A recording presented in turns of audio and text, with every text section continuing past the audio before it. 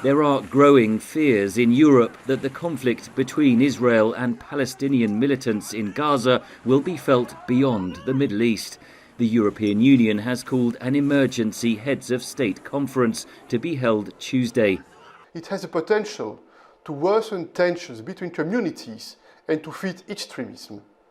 Finally, there is a major risk of migration and movements of a large number of people to neighboring countries. European nations gave Israel their full support in the days following the Hamas attacks. But critics say there has been mixed messaging from EU leaders as the Israeli assault on Gaza intensifies. Visiting the Kfar Aza kibbutz Friday in southern Israel, where Hamas killed dozens of civilians, EU Commission President Ursula von der Leyen offered unequivocal support. Israel has the right to defend itself. In fact, it has the duty to defend its people. Following that speech, the chair of the European Parliament's Security and Defence Subcommittee, Nathalie Loiseau, wrote that von der Leyen was forgetting an important message. Israel must respect international humanitarian law. Meanwhile, the EU's foreign policy chief, Josep Borrell, said last week Israel's siege of Gaza is against international law. The political narrative is becoming more nuanced, says Middle East analyst Andreas Krieg.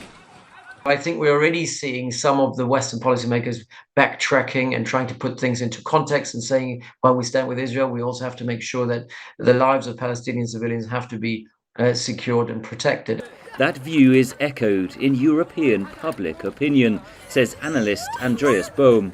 They do have solidarity for Israel, I think, due to the nature of the attack. But if you go on a long run, if we see these pictures of, say, thousands or 10,000s of people killed in Gaza, so that might change again. Israel is unlikely to change course, says Krieg. I think the Israelis also will be more resilient in sustaining criticism and sustaining also the leverage of Western policymakers, because they're saying this is our war, look at these atrocities, and we'll do whatever is necessary to eradicate Hamas. Meanwhile, the European Union's Executive Commission has announced a tripling of humanitarian assistance to Gaza to $79 million.